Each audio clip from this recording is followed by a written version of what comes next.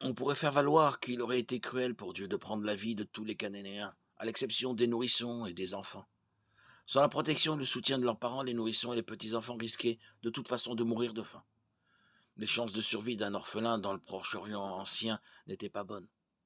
Les enfants de Canaan auraient probablement grandi en sympathisant avec les religions maléfiques que leurs parents avaient pratiquées. Il était temps que la culture de l'idolâtrie et de la perversion prenne fin en Canaan, et Dieu voulait utiliser Israël pour y mettre fin. De plus, les enfants orphelins de Canaan auraient naturellement grandi avec du ressentiment envers les Israélites. Il est probable que certains auraient ensuite cherché à venger le traitement injuste de leurs parents et à ramener Canaan au paganisme. Il convient de s'interroger sur l'état éternel des enfants tués à Canaan. Si Dieu les a pris avant l'âge de la responsabilité morale, alors ils sont allés directement au ciel, comme nous le croyons. Ces enfants sont dans un bien meilleur endroit que s'ils avaient vécu jusqu'à l'âge adulte en tant que Cananéens.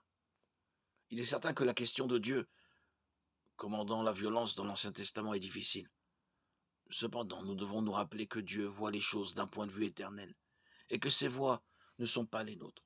Ésaïe 55, 8, 9. L'apôtre Paul nous dit que Dieu est à la fois bon et sévère. Romains 11, 22.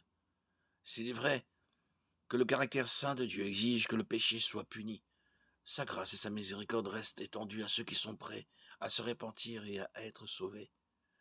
La destruction des Cananéens nous rappelle sobrement que si notre Dieu est gracieux et miséricordieux, il est aussi un Dieu de sainteté et de colère.